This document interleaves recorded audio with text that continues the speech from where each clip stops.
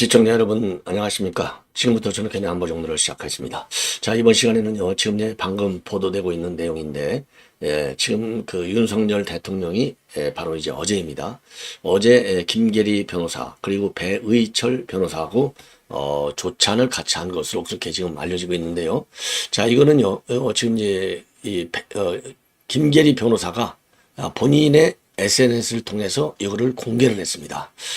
자, 그래서 이거는 이제 공개한 그 이유가 뭔지 여러분들께서 좀 잘 살펴보셔야 될 것이 아닌가 이런 생각이 들어요. 자, 그래서 요 관련 내용, 요 관련 내용을 쭉 제가 이 김계리 변호사의 죄송합니다. 이 그 페북에 나와 있는 내용을 가지고 요 중심으로 해서 여러분께 입장을 한번 해석해 드리도록 하겠고요. 자, 그리고 지금 이제 허영 교수 하면은 여러분들 잘 아시다시피 대한민국 헌법학계에서 지금 제일 영향력 있는 실력 있는 그런 원로 교수로 평가를 받고 있어요. 자, 그런데 이 허영 교수가 지난번에 헌재 판결 전에도 헌재가 한 10가지의 우연우위법적 이 범죄 행위를 저지르고 있다. 이래가지고는 헌재가 제대로 심판할 수 있겠느냐. 그리고 본인의 판단에 의하면 윤석열 대통령의 헌재 요 탄핵 심판은 각하되는 것이 정답이다. 이런 입장을 내놨어요. 그리고 이제 윤석열 대통령은 이 관련 이 허영 교수를 비롯한 우리 우파 헌법학자들의 의견을 모아서 헌재의 의견서로 제출한 바 있습니다. 자, 그러나 이러한 주장이 헌재에서 단 한 건도 받아들여지지 않았어요. 아니, 대한민국 최고의 원로 교수가 무려 10가지를 주장했는데 10가지 플러스 알파가 되는 거죠. 그런데 단 한 건도 받아들이지 않았다. 이런 판결을 여러분들 그래서 5개 재판이 진행되면서 뻔뻔스럽게 이거는 뭐 뻔뻔하다 아니다 이 차원을 떠나서 헌법 정신에도 어긋나고 아니 어느 나라 대통령이 이런 5개 재판을 받으면서 대한민국 수준의 나라에서 출마한다는 자체가 이건 상식에 맞지 않죠. 예. 또 더 상식에 맞지 않은 이런 인간이 지금 지지율 1등을 달리고 있다고 하는 것도 우리가 분노하지 않을 수 없는 지점이잖아요. 이런 상황, 아주 민감한 상황이죠. 더군다나 지금 이 재판 대선 시계는 째깍째깍 지금 진행이 되고 있어요. 자, 그러다 보니까 아무도 얘기를 하지 않는 이재명이 그러면 재판은 어떻게 될 것이냐. 이게 이미 2024년도에 문제가 됐어요. 근데 이거 아무도 말 안 해요. 그 당시에도 조희대 요 인간한테 야 네가 얘기해야지. 대법원에 이건 그 유권에서 권하니까 입장을 발표해라. 주장을 했지만 지금 1년이 다 됐지만은 아무 말도 안 하고 있어요. 자, 그러다 보니까 이제 허영 교수가 바로 요 지점을 지금 딱 직격하고 났습니다. 조희대도 똑바로 해. 입장을 발표해야 될 거 아니야. 그러면서 뭐라고 하느냐. 헌법 84조 하고요.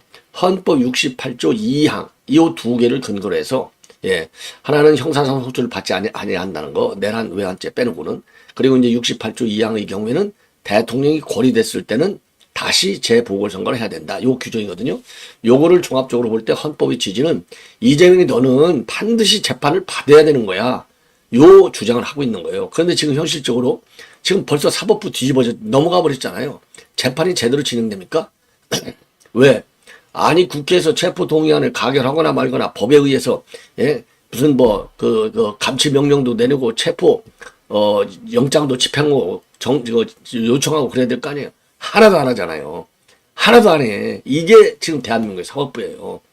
이러니 아무리 원로 헌법학자가 주장한다 한들 이 사법부에서 받아들이겠느냐? 사법부가 재판을 안 하겠느냐 이거예요. 당연히 저는 안 한다고 봅니다. 포기한다고 봐요. 그렇기 때문에 조희대에 그야말로 이건 정치적 결정이 아니라 순수하게 법에 따른 결론을 내려달라 이거예요. 왜 안 내리냐 이거예요. 1년이 다 돼가는데 요 인간. 그래서 이제는 이 조희대 이 배신자인데 야, 이런 인간을 갖다가 참 대법원장이라고 하는 대한민국 3부 요인, 전통적 의미의 3부 요인 아니에요. 이런 자리에 앉힌 윤석열 대통령 입장에 이런 인간을 보니까 윤 대통령이 이철우 지사한테 당신은 나중에 말이지 그 중용할 때 꼭 충성심을 봐라. 이런 얘기를 한 것이 아니냐. 이렇게 생각이 되는 대목이 되겠습니다. 그래서 요 허영 교수의 주장, 입장문을 갖다가 자세하게 말씀을 드리도록 하겠고, 마지막으로 마찬가지로 대법원이요. 당연히 대법원에 이제 그 소부가 있잖아요. 소부가 전적으로 판단을 하는 거지만 이 중요한 국가안보 상황인데 아니 대법원장이 그 말 한마디 못해? 아니 그럴 바에는 대법원장 왜 둬? 다 법원이 그 법관이 양심과 법에 따라서 독립적으로 재판한다 했으면 그럼 대법원장도 둘 필요 없지. 예? 국가정보원의 정보활동 지침이 있어요. 요거를 공개하라는 이 판결을 대법원에서 내린 거예요. 엄상필이가. 예, 엄상필이가 중도로 냈는데 이 요 엄상필이가 이제 중도로 이제 분류되고 있는 사람인데 요 중도는 쉽게 이거 뭐 김명수가 임명한 것 같은데요. 예, 김명수가 추천해서 윤 대통령이 임명한 사람인데 그게 바로 누구예요? 예? 정정미하고 김영두 이런 사람들이 김명수가 추천하고 윤 대통령이 임명한 사람이잖아요. 그런데 여하간 이 엄상필이가 주심으로 돼 있는데 그 소부에서 그런 판결을 내린 거예요. 저는 국가안보만 평생을 다룬 사람인데 아니 어떻게 전 세계 어느 나라에서도 비밀 정보기관에 정보활동 지침을 공개하라고 하는 나라는 없어. 아니 국가정보원이 무슨 행정부입니까? 행정부처입니까? 공개할 게 따로 있지? 야, 이런 판결을 내리는 게 오늘날 조의대 대법원이에요. 이게 조의대 대법원이야. 심각한 정말 국가 안보 위기 상황이 바로 요거다. 이런 지적을 하지 안 할 수가 없어요. 자, 그러면 말이죠. 맨 먼저, 지금 먼저요. 윤 대통령이 요 왼쪽이 이제, 여러분들 보시기에 이제 왼쪽이 김계리, 오른쪽이 배의철 변호사.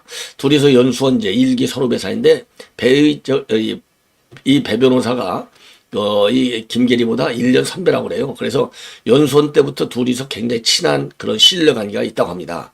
그러니까 이제 최근에 요 사진이 요 김계리 변호사의 SNS 공개가 지금 의미하는 바 이게 저는 상당히 파장이 또 커지라고 봐요. 예. 커지라고 보는 이유 중에 하나는 요 두 사람이 요새 뭘 했습니까? 창당하겠다 이렇게 지금 내놨잖아요. 창당하겠다. 그러니까 이게 조찬을 했다 시기적으로 창당하겠다고 발표한 지 한 2, 3일 후에 조찬을 했어요. 물론 이제 윤 대통령은 지금 그런 거 하는 거 안 좋아. 그래서 이게 불이 꺼진 걸로 보이지만은 완전히 꺼진 건지 아니면 일시 불이 붙다가 마른 건지를 좀 더 지켜봐야 돼요. 예. 자, 그런데 일단은 불이 붙다가 마른 거라고 봅니다. 왜냐하면 일단 유보한다. 이렇게 밝혔거든요. 김계리 변호사 일단 유보한다. 그러면서 여기에 굉장히 의미심장한 딱 3줄이 써 있어요. 내 손으로 뽑은 나의 첫 대통령 윤버지. 그게 윤석열 대통령이 아버지다 이거죠. 아버지 대신에 아자를 빼고 윤버지. 예, 이렇게 썼어요. 내 손으로 뽑은 나의 첫 대통령 윤버지. 그리고 영어로 be calm and strong. 이 말을 썼어요. 요게 전부 다 어마어마한 정치적 함의를 갖는 그런 표현이다. 예. 그렇잖아요. 윤버지. 이게 첫 대통령, 윤버지, 그 다음에 calm and strong. 이 얘기는 결국 뭐냐? 예? 차분하게, 세지게, be strong, be calm, 조용히 하자. 예? 우리는 스트레이해질 것이다. 우리는 강한 그런 이제 추진체가 될 것이다. 이런 얘기잖아요. 이게 그래서 상당히 이제 오늘 이게 어제 저녁 때 나온 글이니까 이제 오늘부터 이제 언론에 나오고 월요일 날 나오겠죠. 자, 그러면은요. 그런 김계리 변호사가 일단 창당한다. 내놨다가 4-5시간 만에 윤 대통령이 이거 좀 그렇게 하지 말라고 그랬어. 그래서 접었거든요. 근데 이게 완전히 접은 거냐? 저는 완전히 접었다고 보지 않습니다. 자, 왜 그러냐면 지금 이제 김계리 변호사가 말이죠. 이 전환길 뉴스에 출연했어요. 전환길 뉴스에 출연해서 저도 이거를 여러분께 업로드 시켜서 보여드린 바 있는데 윤 어게인 운동을 투표로 하겠다. 윤 어게인 운동을 투표로 하겠다. 이 얘기는 탄핵에 찬성하는 세력, 탄핵에 반대하는 세력. 지금 이제 경선 주자들 간에 이제 선명하게 그건 구별되지 않습니까? 그러니까 탄핵에 찬성하는 세력들에 대한 말하자면 이제 낙선 운동을 펼치겠다. 보다 적극적으로 해석을 한다면 예. 이런 내용의 이제 그 방송 내용이 되겠고, 그리고 윤어게인 신당 제안과 관련해서 기자회견 취소한 그 입장문을 또 올렸어요. 자, 이런 것들로 이제 볼 때, 그 기자회견을 취소한 입장, 이거 이제 간략하게, 지금 이제 보도는 나왔습니다. 여러분들. 그리고 이제 석동현 변호사라든가, 그 다음에 윤곽근 변호사라든가, 그 다음에, 그렇죠? 예, 이런 분들이 또 언급을 했어요. 윤 대통령이 특정 정당에 당원으로 가입한다거나 그런 그 의사는 전혀 없는 걸로 알고 있다. 이렇게 내놨거든요. 이런 입장을 내놨는데 밥까지 아침에 같이 먹었어요. 그러면 이거를 이제 하나는 이 정당 창당 문제와 연결시켜서 생각할 수도 있고, 그리고 다른 하나는 그렇게 생각 안 하고 내일 21일이잖아요. 21일 오전에 또 지금 이제 두 번째 재판이 열리게 되는 겁니다. 그러니까 이제 두 사람은 변호인으로 돼 있잖아요. 그렇기 때문에 당장 내일 있게 되는 변호인, 이 변호 활동과 관련된 의견 조율일 수 있다. 이렇게 볼 수 있어요. 근데 저는 뭐 두 개 다 해당이 된다고 봅니다. 왜냐하면 내일 재판하는데 담당 변호인하고 19일 날 만났으니까 당연히 그 재판 관련 사항도 되겠고, 그 다음에는 그 창당을 얘기했다가 이게 보류된 후에 첫 번째 뭐 중간에 뭐 전화도 하고 만났는지는 모르겠지만 일단 조차는 것은 이번이 처음이잖아요. 그렇다고 한다면 더군다나 윤 대통령이 그거 하지 마, 지금은 때가 아니야, 이렇게 됐거든요. 그렇기 때문에 요 두 가지를 다 언급했을 가능성이 매우 높다. 네, 그런 점에서 이 조찬 회동이 이제 정치권에서 많은 해석이 나올 것이다. 저는 그렇게 봅니다. 자, 그래서 지금 이제 전반적으로 흐름을 보면 지금 당 내에서도 당 대표적인 사람 중에 한 사람이 이제 경선 주자들 가운데서는 지금 윤 대통령과 거리를 두어야 된다. 이거를 확실하게 얘기하고 있는 사람은 나경원이에요. 자, 그리고 이제 김문수 같은 경우는 어제 무슨 소리냐? 이제 확실하게 탄핵은 반대한다라고 하는 입장. 계엄을 찬성하지는 않지만 탄핵은 반대한다. 아마 이런 의견이 상당수 많을 겁니다. 저도 마찬가지예요. 저도 계엄이 그렇게 꼭 좋은 최선의 선택이었느냐? 그건 아니다. 그렇다고 해서 헌재가 탄핵 판결한 거 이건 잘못된 판결이다. 허영 교수의 주장에 저는 동의를 하고 있습니다. 예. 자, 그래서 요 이제 그 신당 창당과 관련된 윤 대통령의 실체적 메시지가 될 것이다. 이렇게 말씀을 드리고, 그리고 신당 창당 문제와 관련해서는 제가 별도로 요거는 또 상당한 또 이 해석이 필요하고 그렇기 때문에 별도로 바로 이후에 신당 창당과 관련된 의견은 별도 방송을 통해서 제가 자세하게 분석을 해드리도록 하겠고, 이번에는 우선 이제 이 조찬의 의미는 재판 전략과 그리고 신당 창당 다 같이 맞물려 있는 것이다. 이렇게 저는 1차적으로 저는 판단하고 싶고요. 후속 보도 내용을 제가 계속 워치해서 여러분께 추가적으로 말씀을 드리겠고, 그 다음에 이제 허영 교수, 이 허영 교수가 인민재판 같은 헌재 우연 위법 사례 10가지, 이거 뭐 제가 여러분들 수십 번 말씀드렸죠. 자, 우선요, 공판 기일을 지 멋대로 정한 거, 그렇죠? 그 다음에 무작정 변론기를 지 멋대로 정한 거하고, 그 다음에 이제 그 관련 서류, 이거를 갖다가 받은 것으로 간주하고 공판 기일을 위법하게 정한 거, 그리고 내란죄를 늦다 뺐다 한 거, 예, 요런 거. 그 다음에 이 방어권, 그렇죠? 증인신문권 같은 거, 방어권을 갖다가 현장에 침해한 거, 예. 그 다음에 거짓 논란이 되고 있는 그 발언 같은 것을 증거로 채택한 거, 예, 요런 것들이 전부 다 이건 잘못됐다. 그래서 이거는 각하돼야 된다. 이게 지금 이제 허영 교수의 주장문이에요. 허영 교수는 여러분들 뭐 경리대 석좌 교수로 돼 있고, 이분이 그러니까 문재인이도 이 허영 교수 밑에서 공부를 했어요. 배웠어. 예.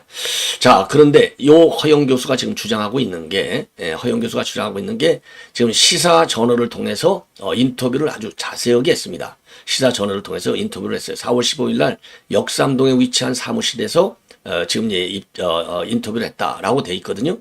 자, 그래서 요 인터뷰 내용의 핵심은 바로 그겁니다. 헌법 84조를 어떻게 해석할 수 있느냐. 헌법 84조는 뭐냐면, 대통령은 내란 또는 외환의 죄를 범한 경우를 제하고는 재직 중 형사상의 소추를 받지 아니한다. 이거거든요. 요것만 가지고 재판은 계속돼야 하느냐 마느냐, 이게 논란이 작년에 있었어요.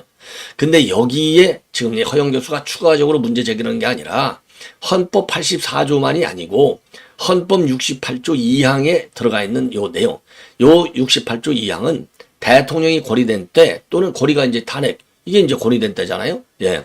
탄핵된 때 또는 사망이나 판결 기타의 사유로 자격을 상실한 때는 60일 이내에 후임자를 선거한다. 요 헌법 규정이 있어요.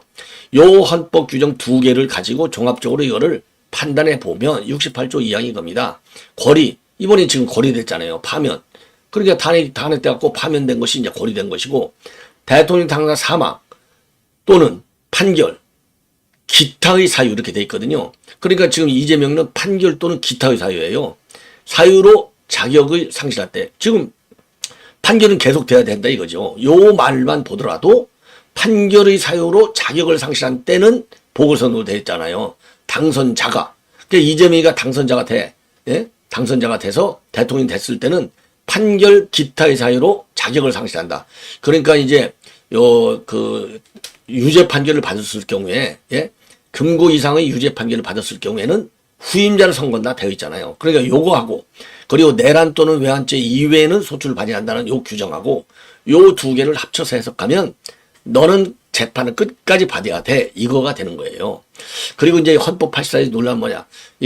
재직 중 형사상 소추를 받지 아니한다. 이 소추가, 예, 새로운 말하자면 수사를 받지 아니한다. 요게 맞는 것이고, 지금 진행되고 있는 재판까지를 중단시킨다는 말은 아니다. 이게 허영 교수의 주장이에요. 이게 대다수 헌법학자들의 주장입니다. 법률가들의. 그러니까 새로운 소추, 그러니까 현직 대통령인데 뭐 하나 잘못됐다고 맨날 너 오락하라 오면 그 대통령 되겠어요? 안 되는 것이지. 그러니까 내란죄고 외환죄를 빼놓고는 형사상 새로운 범죄가 있다 하더라도 대통령에 재집될 때는 그걸 갖다가 수사를 못해. 끝나고 나서 수사해. 그러니까 기소 중지 뭐 이런 거 있잖아요. 예. 그래서 안 되지만은, 그러나 판결 또는 기타의 사유가 발생했을 때, 그거는 보궐선거로 해야 된다 이거예요. 그러니까 지금 재판이 진행되고 있는 거, 이거는 중단을 못 시켜. 84조는 새로운 수사만 못하게 돼 있다 이거예요. 소출의 의미가. 그러니까 재판은 계속 진행되고, 그 재판 결과에 따라서 이제 자격을 상실할 때는 후임자를 새로 선거해야 된다. 이거거든요, 핵심이. 그러니까 이재명의 요 인간은 반드시 재판을 진행시키면 안 된다. 그런데 이제 반론이 뭐냐. 지금 현실적으로 이미 사법부 다 넘어가고 있고, 행정부도 다 넘어가고 있고, 예? 행정부도 넘어가고, 국방대학원 교수라는 인간이 너 감찰받는다고 그러니까 니들 싹 다 엎어버릴 거야. 예? 내가 보복할 거야. 대놓고 그러고 다닌다는 거 아니에요, 지금. 조선일보에서 단독 보도 나온 거 저도 보도해드렸지 않습니까? 이런 상황인데, 과연 요 법률 규정이, 대장동 재판하는 인간 같은 경우에 이진곤 판사인가요? 법에 따라서 연속해서 안 나올 적에는, 뭐 연속해서 안 나오든지 하여튼 안 나올 경우에는 감치명령도 내릴 수 있고, 그렇죠? 체포, 영장도 청구할 수 있는데, 이런 거 하나도 안 하잖아요. 안 하는 이유가 뭐예요? 그거 한다고 해서 국회가 체포 동의를 해주겠어? 어차피 안 해주잖아. 그러니까 그걸 할 필요 없어. 이따위로 재판을 진행하고 있지 않습니까? 이따위로. 법에 다 있는데도 불구하고. 그러니까 법에 아무리 84조로 그렇게 형사상 내란죄 외환죄 빼놓고서는 소출을 자제하지 않는다. 그리고 68조 2항에 판결 기타의 사유가 발생했을 갖고 그 직을 상실했을 때는 보궐선거한다. 아무리 법에 돼 있어도 이거 법원이 판결 안 하면 누가 그걸 강정하냐고요. 탄핵을 시켜야 되는데 너 왜 재판하느냐? 너 탄핵시켜버릴 거야. 아니면 또 무슨 다른 제3의 보안 조치를 해야 되는데 그런 보안 장치가 법에 있냐 이거예요. 없어. 그걸 막기 위해서 요 조이대 요 인간이 그거에 대해서 유권 해석을 내려야 되는데 안 내리고 있다 이 말이에요. 자, 그래서 요거는요, 제가 보기에 지금 대법원장한테만 주문할 게 아니라 요거에 대한 유권 해석을 말이죠. 요거를 우리 학자들 가운데서도 이제 단체들이 많잖아요. 이런 시민단체. 학계에서도, 지금 이거는 허영 교수 개인의 의견이니까 학계에서, 정교모 같은 데도 있잖아요. 정교모. 그 다음에 헌법학계도 있잖아. 그리고 다른 또 이 법학계도 많이 있잖아요. 이런 데서 고유한 입장을 발표하고, 그 다음에는 대법원한테만 우리가 압박을 갈 게 아니라, 대법원 조이대 요 무능한 인간은 아주 무능한 배신자니까, 변협회장은 뭐하고 앉아있느냐. 변협회장도 헌법학회 회장도 뭐하고 있느냐? 입장을 내놔라. 정교모도 입장을 내놔라. 그래서 압박하고 헌재다가도 이거 헌법 해석이니까 헌법 해석의 권한은 헌재가 가지고 있잖아요. 그럼 헌재다가도 무슨 입장 내놓으라고 우리가 압박을 가하자. 그래서 모든 정치적 법적 정치적인 조치, 그러니까 시민단체 이런 데서는 정치적인 항의 조치잖아요. 정치적 조치를 취하고 그 다음에 이제 각 시민단체 이런 데서도 그런 데서 이제 법률적 의견을 내놓도록 압박을 가야 될 것이 아니냐. 그리고 우리 우파 단체들이요, 대법원 조이대 앞에 가서, 조이대 집 앞에 가서라도 입장을 발표하라. 이거 확실하게 좀 요구를 해야 될 것이 아니냐. 아주 못된 배신자다. 이런 말씀을 드리고 싶고요. 그리고 이제 지금 또 하나 제가 말씀드리고 싶은 게 마지막으로 지금 이제 대법원에 이제 노경필 대법관이 아까 제가 엄상필이라고 그랬는데 제가 좀 헷갈렸습니다. 예, 죄송합니다. 예, 노경필 대법관입니다. 노경필 대법관. 노경필 대법관이 이제 판결을 내린 겁니다. 판결을 내린 게 뭐냐? 이게 간첩들이 이거를 갖다가요. 간첩들이 말하자면 이제 국가정보원의 정보활동 원칙 요거 공개 못하겠다. 그러니까 무슨 소리야? 공개해. 이렇게 해서 이제 소송을 냈어요. 이 소송을 갖다가 이제 3심에서 2심이 판결한 대로 공개하라. 이게 3개 항목을 빼놓고는 공개하라. 이렇게 판결을 내린 거예요. 이건 상식적으로요. 그야말로 대한민국 최고의 정보기관의 정보활동의 지침을 뭐 3개를 제외하든 뭐 4개를 제외하든 간에 공개하라는 이 판결은요. 매우 위험한 판결이다. 그러면 이거 국가정보원 지금 그러지 않아도 지금 이제 방첩사 해체라고 돼 있잖아요. 그리고 국가정보원의 대공수사권은 이미 경찰로 넘어갔잖아요. 그런데 지금 대법원의 판결대로 국가정보원의 정보활동 지침을 지금 공개하라. 이거는요. 국가정보원을 해체하라는 거나 마찬가지다. 예, 그리고 이거를 누가 제기했느냐. 간첩이 이거를 갖다가 소송을 제기한 거예요. 간첩. 제가 제 말로 저의 판단으로 간첩이 아니라 충북도 이제 간첩 사건이잖아요. 이미 지금 1심에서 무려 징역 14년을 선고받았지 않습니까? 그러니까 물론 뭐 법률적으로 보면 3심이 가야 확정되니까 뭐 간첩이다 아니다 이렇게 법률적으로 할 수 있지만은 확정 판결이 안 나왔으니까. 그러나 1심에서 14년 선고받았으면은 2심 3심에서 유죄 판결 받는 게 맞는 것이죠. 이런 걸 간첩이라고 안 하면 누구를 간첩이라고 하겠어요. 간첩이 소송을 제기한 거예요. 간첩이야 국가정보를 없애버리고 싶지. 그러니까 1차적으로 지금 야곱야곱 정보활동 지침 공개 이렇게 된 거 아니에요. 그런데 거기에 손을 두르는 거예요. 이거 윤 대통령이 얘기하는 반국가 세력이 바로 이런 간첩이 반국가 세력 아니겠습니까? 이게 얼마나 중대한 국가 안보 위기냐. 이건 국정원 해체 작업이나 마찬가지잖아요. 자, 그래서 지금 충북 동지에 요 인간들이 국가보안법 위반형으로 재판을 받고 1심에서 징역 14년, 2심 재판 진행 중에 있어요. 2심이. 예, 그래서 충북 동지에서 지금 뭐라 그럴까요? 요 국가정보원의 활동 지침을 공개하라 라고 소송을 제기한 겁니다. 자, 그래서 이제 2022년도 1월에 왜 수사 절차가 그런 게 자기네 수사의 절차의 적법성이 말하자면 지켜지지 않았다. 그래서 국가정보원의 정보활동의 기본 지침을 공개하라. 정보 공개를 촉구한 거예요. 그러니까 국정원이 당연히 무슨 소리야? 공개 거부 못해. 정보를 공개할 수 없어. 그러면서 행정소송을 낸 거예요. 그래서 1, 2심에서 국정원이 패소를 했어요. 요 전부 다 간첩 주장을 동의를 한 겁니다. 말하자면. 근데 대법원에서 확정 판결이 난 거예요.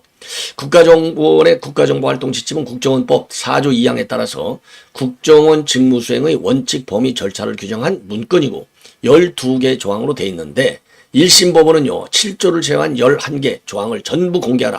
야, 이런 무식한. 그리고 2심 법원에는 공개 범위를 좀 좁혔어요. 그래서 7조만 제외하는 게 아니라 6조하고 11조. 그러니까 6조, 7조, 11조 3개를 빼고 나머지 9개는 공개하라. 야, 참 웃기는 거예요. 그럼 6조가 뭐냐? 6조는 국가안보를 해칠 우려가 있는 행위자에 대한, 즉 간첩에 대한 대응 조치의 범위를 구체적으로 규정한 조항. 이걸 어떻게 공개해요? 말도 안 되지. 7조는 정보활동 절차에 관한 조항. 당연히 공개해서는 안 되고 11조는 정보활동 수행의 원칙과 국정원 직원의 신변에 문제가 생겼을 때 취할 수 있는 조치. 여기에 들어가 있어요. 자, 그러니까 이거는 그럼 뭐냐? 왜 나머지 조항 전체 12개 조항 전체가 비밀이 유지되어야 하느냐? 하나하나 띄어서 그거를 갖다가 정보 전문가들이 보면 하나하나를 띄어놔서 보면 공개가 되면 나머지 공개가 되면 그걸 가지고 국가정보원이 어떤 정책과 그 다음에 이 공작 이걸 하고 있는지 어떤 성격의 공작 활동을 하고 있는지를 충분히 상정이 가능해요. 추론이 가능해. 그래서 사실상 국가정보원의 정보활동 역량을 현저히 침해할 우려가 크고 그리고 그렇게 될 경우에는 국가정보원의 정보망이 노출될 가능성도 배제할 수 없는 겁니다. 예. 그렇기 때문에 요거는 묶어서 전체가 보호되어야 하는 것이지 무슨 뭐 3개 조항만 하지 마? 말이 안 되는 거예요. 말이. 아예 하나를 알면 10개를 알 수 있다고 하지 않습니까? 예. 도저히 이해할 수 없는 이런 판결이 내렸다. 여기에 대해서 분노하지 않을 수 없다. 조희대 요인가는 도대체 뭐하고 앉아있느냐? 우리가 비판하지 않을 수 없습니다. 예. 자, 시청자 여러분, 이렇게 해서 본 방송을 마치겠고요. 정말 대한민국이 단순한 안보 위기가 아니라 대한민국 국가 정체성의 위기에 직면해 있다. 이렇게 판단이 됩니다. 자, 시청자 여러분, 이것으로 본 방송을 마치겠습니다. 대단히 고맙습니다.